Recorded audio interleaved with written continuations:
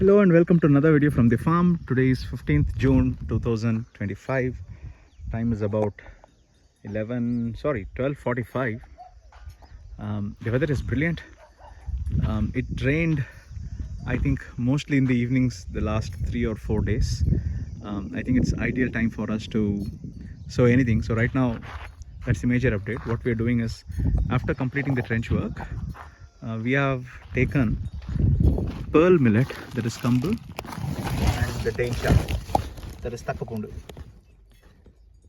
I hope you can see them. The white ones are pearl millet and the black seeds are Daincha.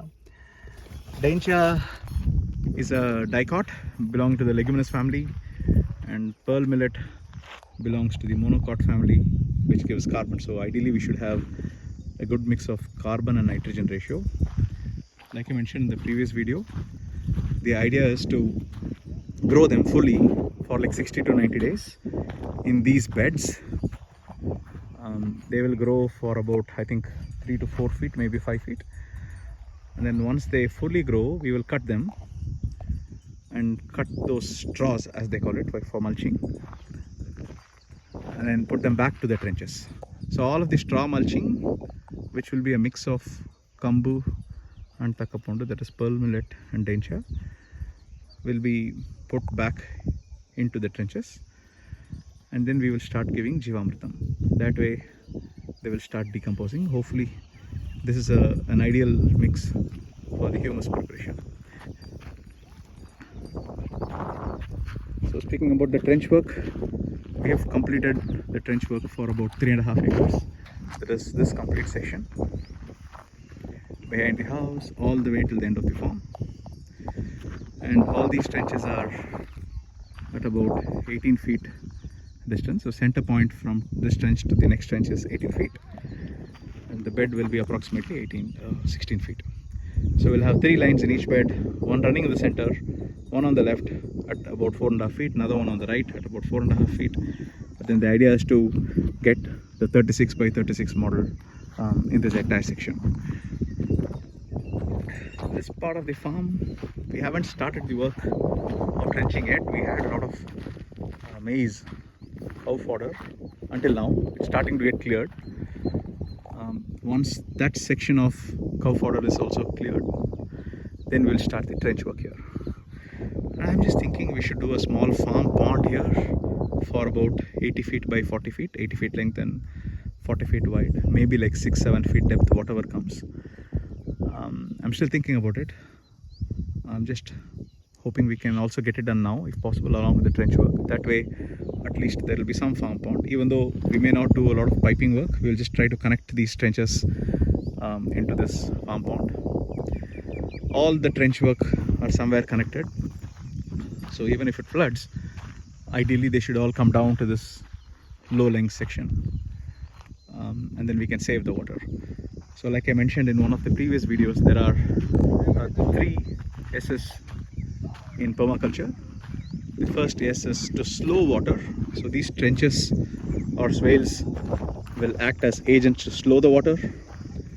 And then the second one is to soak water. So when we do the mulch, the straw mulching, and hopefully over time we will get the earthworms underneath them. They will dig pores, and then we will be able to soak the water. And the third one is the store water. So the farm pond will act as a means to store any other excess water that will escape slowing and soaking. Now the next step will be to complete the sowing of the seeds, the Kambu and Thakka Poondu, pearl millet and Daincha seeds, and then we will wait for 2-3 months. We will cut them, put it back to the trenches, and after that we will have to start planting trees. So I am going to start collecting trees now. I have seen a few places like Isha Nursery, which is in Mecheri, and then a few other local nurseries. The forest department also gives a few trees. So I have to start collecting trees now, and then hopefully we'll have enough biomass which will act as a natural fertilizer for all of the trees. I'm just hoping we can do all that before the rainy season gets over. July, August, September, October are kind of key months when it rains in this place. And before that, the last update I got from the drip irrigation agent was we should be able to get it by coming Wednesday. I've been hearing this every now and then, like every week I get some of the other excuse, but I'm hoping that we will get the drip irrigation material very soon, and then we'll do the sublines. All main lines are already done, as you had noticed in one of our previous videos. Then we will do the sublines. I'm still thinking we should dig small trenches at about 1 feet depth wherever the subline comes. That way the sublines also won't get exposed to the sun, so we can extend the life of these pipes. And then we'll have to do the laterals. These are the stones that we collected from the different beds. So we deployed labor, mostly female, to gather stones from wherever they can see from the beds. And then we used a tractor. The tractor was there whole day. Therefore we had to pay them like a day rent of about 2,000 per day. And we had deployed mostly female laborers to gather these stones, and we put them here for now.